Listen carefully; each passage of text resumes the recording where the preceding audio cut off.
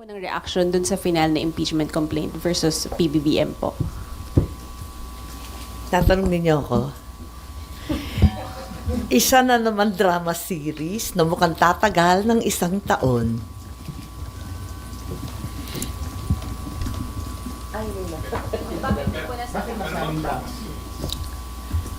Kilala naman natin sino nag-file at anong background. Kaya, yun nga, baka drama series lang to para sa 1 taon.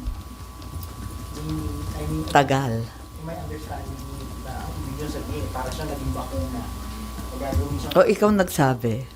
Hindi, tama ba yung intindi? Wala talagang pinapahamak ang media ng bonggang-bongga. Yan naman. Tama ba yung intindi ko? Yun na lang. To that effect, oo, siguro. But do you think it will succeed?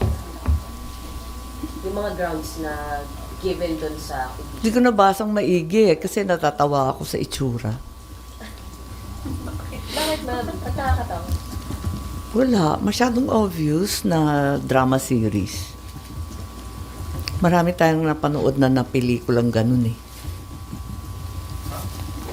Then, yung isa pong grounds doon, yung pinakit po yung drug use. So, Bumenta na yun sa takilya. Po. ma'am, yung isang grounds po kasi doon sa anim na nilisa sa complaint, yung supposed drug use po ni President. Doon po sa grounds na yun, do you think dapat po ma-impeach po yung kapatid niyo? Tagal sa success. Hindi ko po alam. Hindi ko nabasang maigi.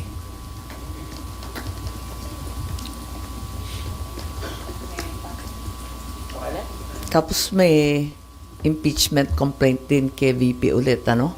February 6 ang due date. Ayun. Nakakapagtrabaho pa po ba kayo ng maayos kung dalawang impeachment po yung aakyat dito sa Senado? Sakali lang naman, ma'am, sakali lang. Kung lulusot yan, Senator Judge kami pareho ni Senator Marcoreta. Pero hindi na ako magkokomento tungkol sa ikalawang impeachment complaint na inaasahan tutol kay VP Sara.